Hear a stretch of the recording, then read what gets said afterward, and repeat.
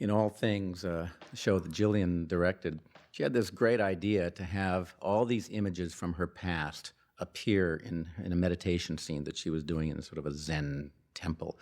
So we got all this footage together of people from the past, her father, her sister, and we decided to put them in, I don't know, bubbles, little shapes. We really didn't know. It was all just kind of experimentation. So we took the images that we had selected and we created backgrounds. We had bubbles coming towards camera. At one time, we must have thought that was a pretty good idea because we had them even gotten to this point where we had them slowly floating by us. We even cut the mats for it so we could see how it would work with little halo images around it. Actually kind of cool. Golden look. But, you know, it really didn't work all that well. It seemed a little hokey having these bubbles. So we tried a standard slit scan kind of thing that you saw originally back in 2001. We had the images going by in both directions. I think we felt that this probably, if it were handled subtly, would be a more elegant way to approach it.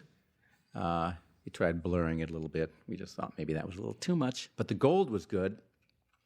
Now, to complete the sequence, we had to have Nick Sarvey, the boldest actor in Hollywood, for putting up with this shot, lying totally naked on a board against a blue screen.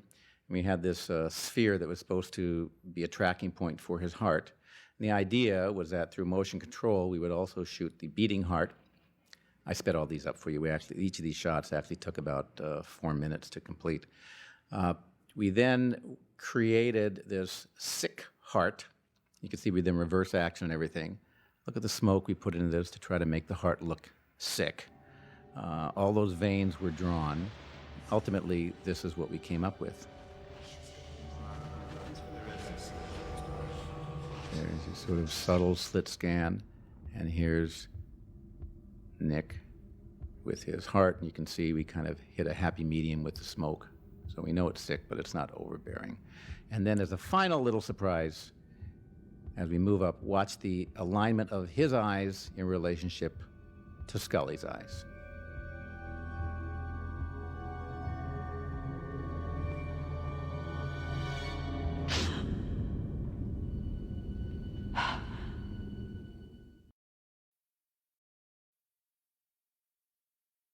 First-person shooter, Chris Carter had this great episode with all this CG. As you can see, we have a woman on top of a tank coming right towards camera, and none of it's real.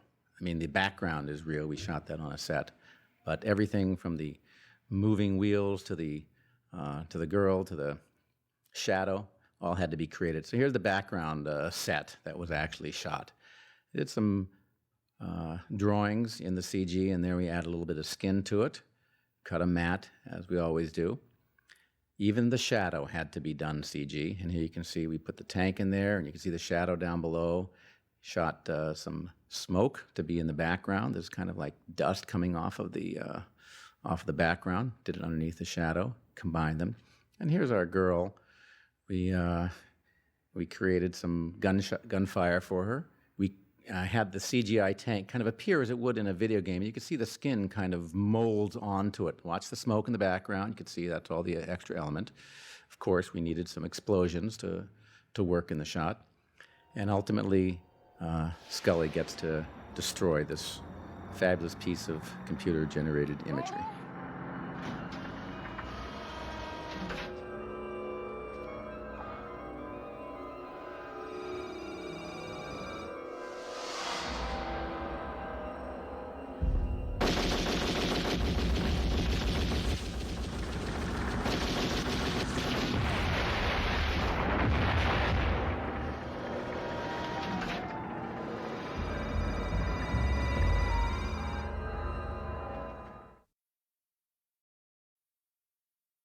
In Je Souhaite, we had these wonderful scenes of the genie appearing in old film. Here's a real stock shot of Richard Nixon and his wife and his daughter. Daughter to put the genie in there. We had to cut a mat of everything because we had to replace everything. There's a little pole or something behind her. Here we shot the genie against blue screen, and we dirtied it up so it looked like the old movie. And of course, that one worked fine. Now here was one that didn't get used. This was a great stock shot that we found of this old guy. And Vince Gilligan thought it'd be really funny to have her watching this guy get hit with a cannonball. So we shot her a couple expressions, holding her ears, looking kind of disgusted at the whole thing. We did her in black and white so it would fit in. And we then combined her with this guy, and I loved the expression on her face. I just thought it was hysterical. Unfortunately, the show was too long. We had to cut it, so you get to see it now. This would have been one of the scenes, along with Mussolini, where she's inserted on the left, and then the Nixon scene that you'll see coming up. You're a mystery woman, or someone who looks a lot like her. Well, the computer says it is her. I ran her through Quantico's facial recognition software and couldn't come up with a match in the known felon database. And then I took a flyer and checked with the image bank at the National Archives. Voila. Well, even if it is her, Mulder, what would she be doing with Mussolini? Or Richard Nixon, for that matter. I don't know. Except that they're both men who got all the power they ever wished for and then lost it. Also in Souhaite, there was this great sequence where Scully is supposed to dust off an invisible man. So we had to shoot that fairly carefully. First, we did it with the ever-popular blue screen face. This was a perfectly shaped version of the actor. And Gillian got to put the yellow powder on the blue screen face. And this was good for the dust falling, so we could have it have some shape. Here we, of course, shot the background in motion control so it could match perfectly with the empty headrest where the invisible head would be. This is actually my favorite. Gillian, watching herself on the monitor, is supposed to make some movements with her hand against nothing, like that. So she's watching the monitor to see if she's in the right part of the set here. Of course, we weren't going to use her face, but I kind of like this. Look how intense she is. She really wants to get this right. It's hard to do when you're looking in kind of a mirror image on the monitor. And we did some closer shots of the yellow powder. It really does look like the actor, you know, when you think about it. It's very effective. And then we finally shot the other angle over her shoulder. And then when we put everything together, looks like she's dusting off an invisible guy.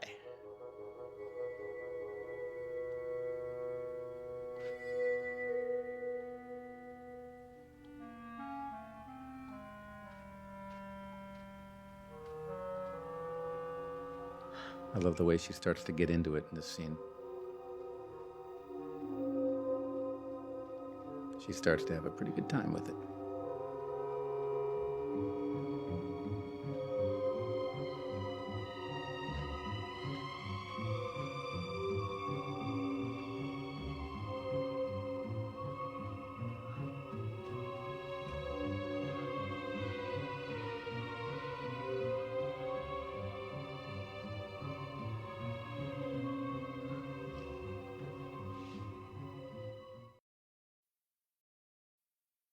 In our episode Millennium, we had to shoot a scene of New Year's Eve 2000. Now, originally we borrowed a shot from Dick Clark from 1999 because when we filmed this, it was October.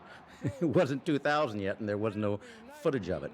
So we took this and made a template of the actual footage from the other network.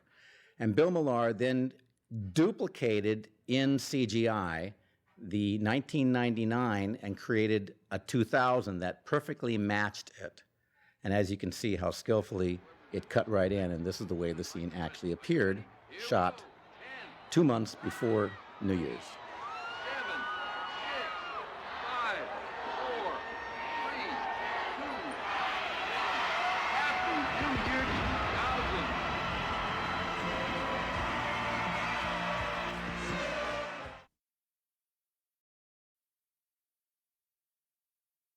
In Requiem, I think we did probably one of the best morphs we've ever done. Morphs are pretty common these days. Here's the sheriff with a fairly distinctive face. He turns his head. We try to do our morphs on movement because it gives a sort of a cutting point. Shot the obligatory background plate.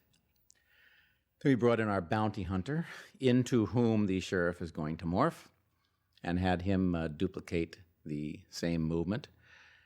And when we actually did the morph itself, you'll see we did some sort of a couple of temp versions against blue screen, then we did one temp combination. I think you'll find, you can see that's very rough. Even though their faces don't match, you tell me where the morph happens.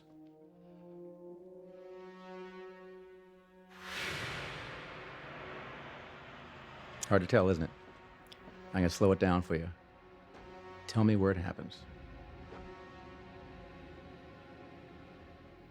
You know, I worked on this show for 9 years, and I can't tell you where it happens. In the episode Rush, people run around at a very high rate of speed, you know, within seconds. So we had to do a series of tests. In the camera, this is one of our assistant directors, Sochi Bleimeyer. She was the elected guinea pig for the day. We had her stand on the stage, and the camera moved around her at various speeds so that we could see which would be best to shoot the camera at a slow speed, such as 12 frames per second, which we did here, or at normal speed, or at very, very slow speed, which would give a rapid movement to the background while keeping her in focus in the foreground. Here we went at 6 frames per second, which you will see keeps her in focus, but everything else moving quickly.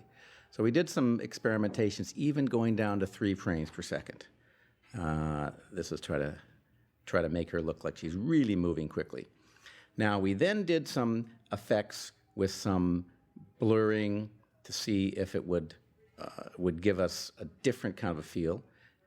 You can see she moves her hands, she moves her head, trying to get the impression of great speed. And this was all done in the camera before we actually did any visual effects to it. Now we tried taking those same effects and doing a little blur effect. We went outside, put the camera in the front of a car, and just drove around the studio lot, just an experiment. This will give you a chance to see what it looks like outside of the X-Files stage. This is beautiful 20th Century Fox, but this is what it would look like if you were moving at an extremely high rate of speed, sort of everything blurred before your very eyes.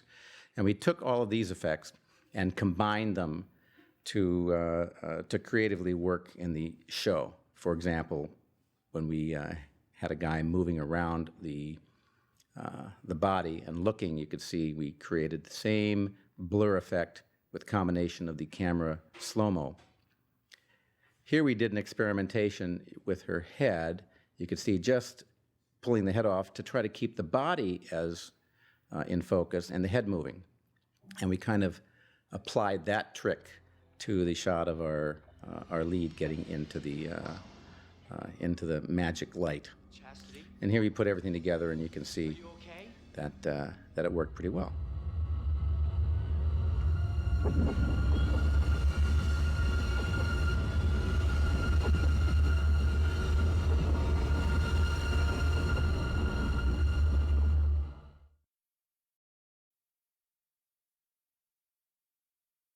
Also in Rush, we had to shoot this bullet. You could see the tracking of the bullet hole was not that easy to get done.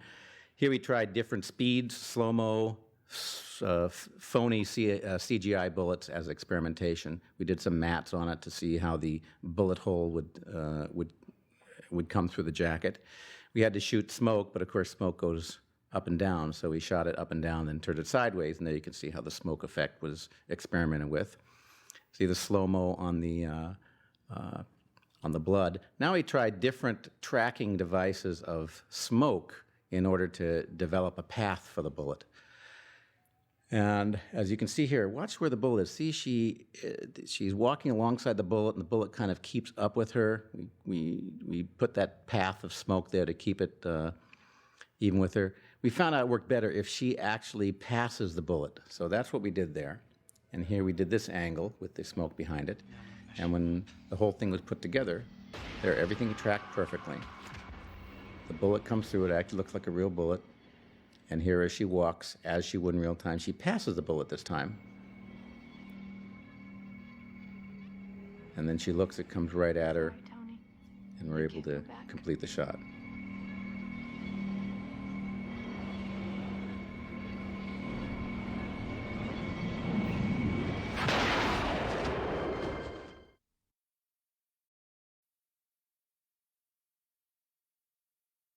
Signs and Wonders, a very famous painting appears in a scene in a church. This was the expulsion of Adam and Eve from the Garden of Eden, painted by Michelangelo. It's on the ceiling of the Sistine Chapel at the Vatican, one of the holiest places on earth, seen by millions and millions of people. Of course, the network executives and censors didn't feel that it was appropriate for us to show all the detail in this particular famous painting, so we did have to clean up Michelangelo's act a little bit and sort of blur out certain things so our audience wouldn't be offended. Of course, they could see people giving birth to hundreds of snakes, but that's okay. Also in Signs and Wonders, this wonderful final scene that kind of took everyone by surprise, where he wanted a snake to actually come out of the preacher's mouth. Everyone assumed that the preacher was going to turn into a snake, and we actually put a little twist onto it. So we shot the scene originally. We had a mouse, and we had our actor, but of course, we didn't have a snake in his mouth. That was all going to be done through CG. So we had to shoot this, lock it off so we could put the snake in here. So whoop, let's get rid of him. Hold it as a little tableau. Snake goes back out, and of course, now we can continue the shot. Now, as we always do, we have to shoot background plates.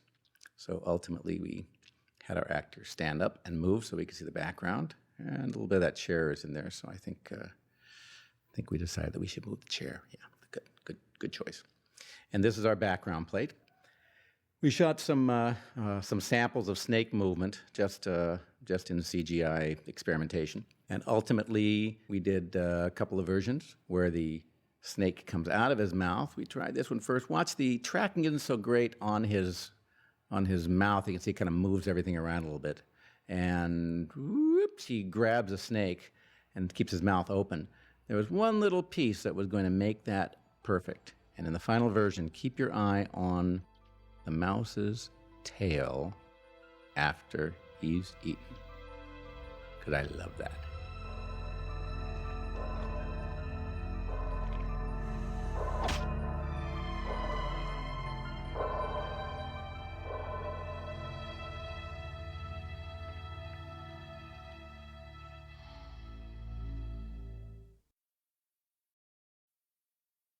In Amor, Fati, I think we did what I thought was one of our very best visual effects shots. We wanted to create a scene of Armageddon with fire and spaceships dropping bombs. Cigarette-smoking man is sitting in his room, and he comes over and opens up the window and looks out. So we shot on a stage, and as you can see, there's a lot of interactive light. He's seeing these explosions and the bombs dropping, and he lights a cigarette. We start a slow pullback, and what we're ultimately going to reveal, of course, is the end of the world. But this was shot before the world officially ended, so what you actually see on the pullback is Soundstage 5 at 20th Century Fox Studios with a lot of little X's indicating tracking marks for Bill Millar, the visual effects supervisor, to follow, and that's what our stage looked like. We then went out and shot some series of explosions to use as elements. We had some big ones, some giant fireballs. We had sort of spectacular ones, and fire burning up from the ground, and fire coming towards us, and burning up in the background. We took little pieces of flame and dropped them, and ashes. These were going to be used both as reflections in the window and for views outside the window. And the art department, for working with Bill Millar, created these beautiful background scenes. We then shot some blue screen over the cigarette-smoking man's back.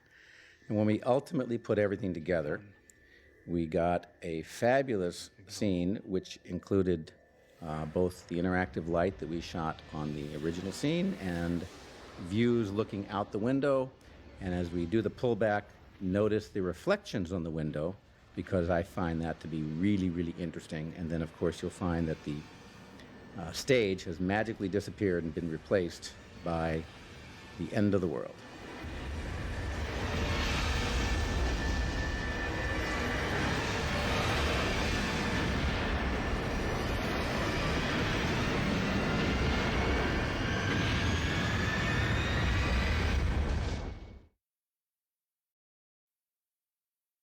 The Goldberg Variation, this is actually one of my favorites. It's very simple. It's a simple trick, just fool the eye.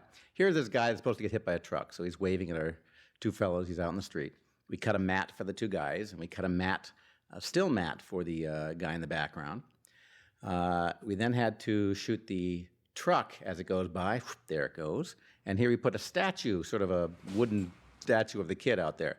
Now we wanted to get the impression that this guy's hit by a truck, and you put them together, and don't blink, because I almost believe that it really happens. $100 grand, fools! $100 grand! I like the way the truck pushes him out. I'm Paul Radwin, producer. My specialty is visual effects and post-production. Here you can see we had a spaceship that was made out of wood. Look at the way it's rocking every time the the water hits it. So we had to stabilize it. So of course we cut a mat, as we normally would do, and we cut a little mat for the piece of water that's coming up around the side. And we froze that section so that when the water hits this spaceship that's been embedded in the sand, it doesn't move. And here's what it looked like.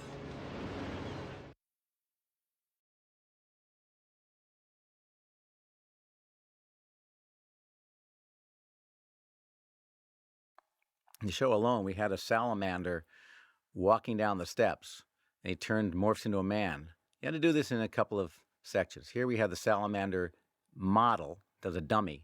I mean, well, not a dummy, he was an actor, but he was in a salamander suit, and we let him disappear from the frame. Now the camera follows, this is the other side of the shot, and picks up our actor as he comes up and steps in the shot. So the trick now is to get from one shot to the other. Well, of course, you're going to have to shoot a mat because everything we do has a mat.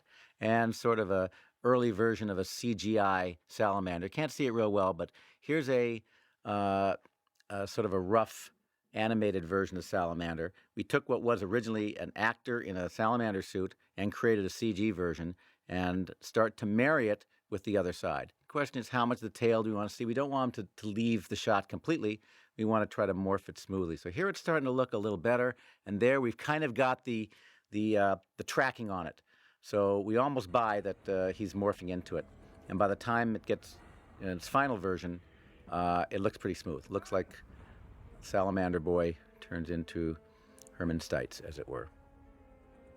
There he is. We can still see him in the frame, so we're buying it. And there he becomes the man.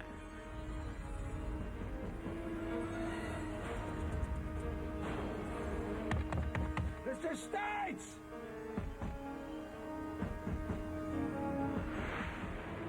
Wipe that stuff off your face. Thank you.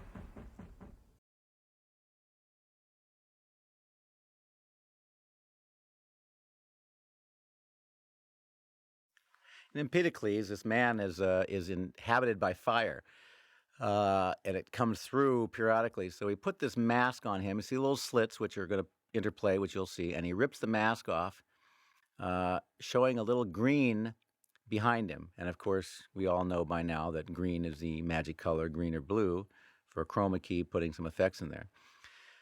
We needed to cut a mat, of course, for the openings, because we're going to put some lava behind there. This is, you can see the kind of a weird negative image. We took various forms of fire, just as an example, and threw some contrast in front to create something that looked like lava. Here we did sort of a mini composite, so you can kind of see what a rough effect might be when you throw the mat over that.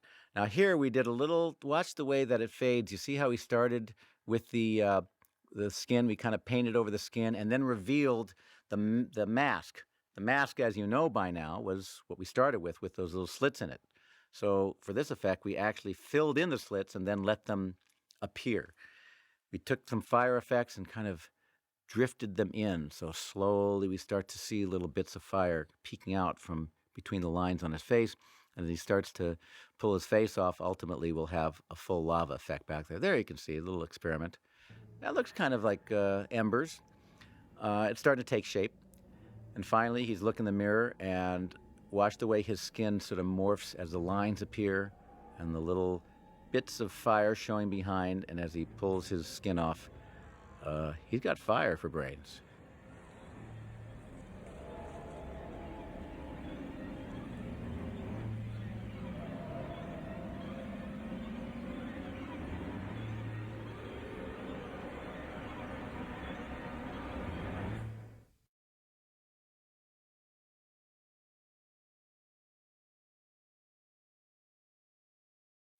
This is a great little piece where the vertebra is spinning on the on the table.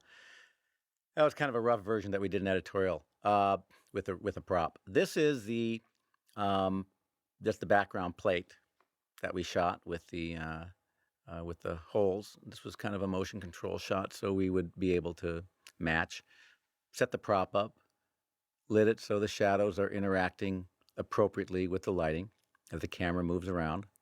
You get a good idea of how things play. Then we had a bigger version. This is what it's going to start morphing into. We tried spinning it practically, but it just doesn't work. It's hard to control it. So the election was to do it all computer generated. So we did a very rough version of what a spinning vertebra might look like. I mean, here, of course, it's just floating in the ether. But we set it over this moving background to see how it's going to relate to it. Very rough, but it's sort of modeled after the prop that we had. Little spinning version with a holdout mat. You can still get the idea of how that's working. I like that sort of motion blur. Here you put a little blood on it so it looks kind of cool, because these things don't just come out of the body clean. I like that little nicks in it where it kind of moves a tiny bit. What is this? You get 3 seconds to guess. 1. That's right. This is for the shadow. This is the reflection. See, that's going to be the reflection, which will actually make this shot look real. Because without this, it just looks like a flat vertebra spinning. So make sure you look to see how the reflection works, because I think that's really key to this whole effect working. Isn't that cool? This is a computer generated, modeled after the prop, complete with accurate reflection.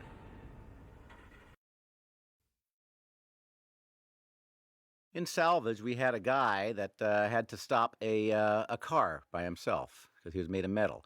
So we put him against green screen. Watch the interaction of the light and the wind. That is something we're doing, obviously, with the lighting setup and fans. And we did it at different speeds. Now, we cut a matte of this guy, and we shot some glass and smoke coming out for the impact from the vehicle. And we shot a vehicle into a post, like that, from several different angles. This is into a green post, which will be replaced by the man, just like this. These are some roughs on it. And in a down shot, we had all these different angles. And you can see one has the post, one has the guy. The car, of course, was shot as a separate element. And when we put it all together, looks like the man is stopping the car. And it's kind of effective, I think. I love the interaction on his body with the wind. See the way the shirt blows back? I thought that was kind of cool.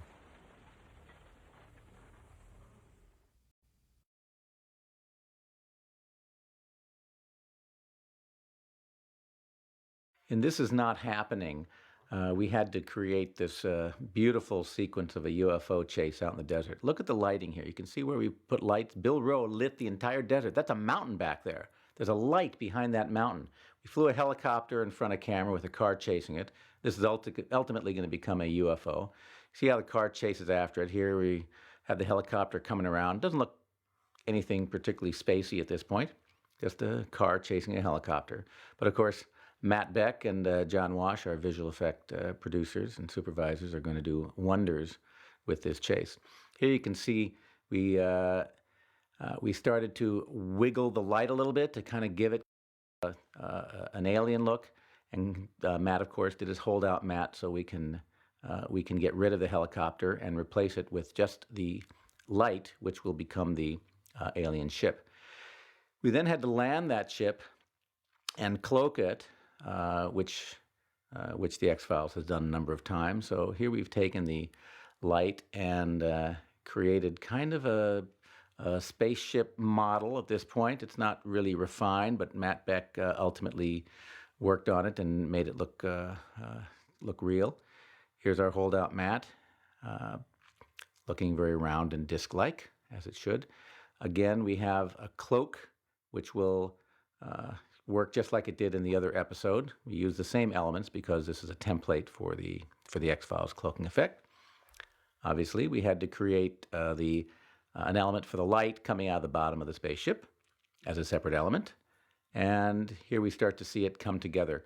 This, of course, is a temp version, but you can see how it's starting to shape, and we bring in some of the cloaking elements and morph it and let it disappear, and ultimately it looks like a real spaceship, as you and I know it, descending and cloaking as the X-Files would do it.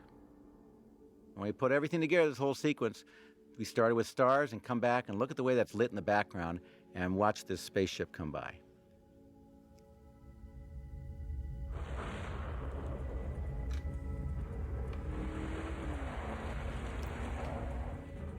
Good sound, too. Gotcha. I have engagement of unidentified flying object on Fanning Ranch Road, westbound, moving like a bat out of hell. See the pulsing? This is where the helicopter came by before we put the pulsing in. I think that's very effective. Listen to this run by as it goes by. Whoosh. Low altitude, max G redirect. Absolutely impossible.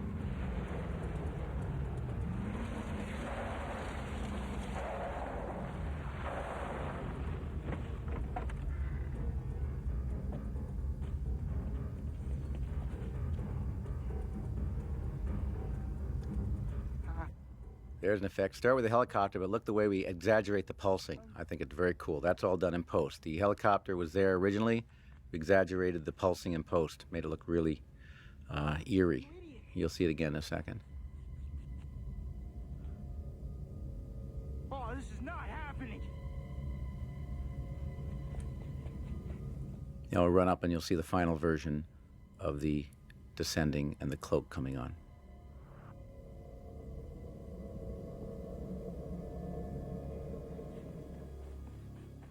There you go. Instant disappearing spaceship.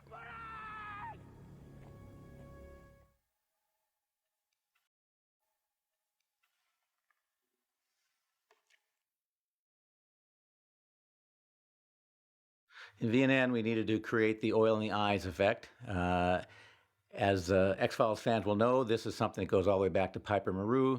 Matt Beck created the oil effect by literally putting oil in the water and having it swirl around. Very low tech, but effective. It's always worked for us.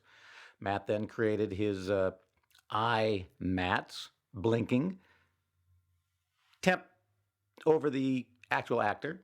Not very exciting looking, but effective. And here we did a version with the oil going through the eyes, looking very X-File-ish and very Matt Beckish.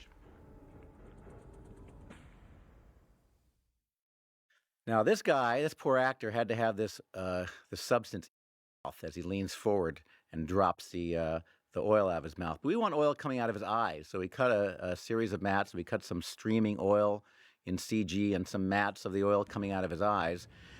So as he leans over, it's not just coming out of his mouth, it's actually coming from every orifice in his body. Very weird.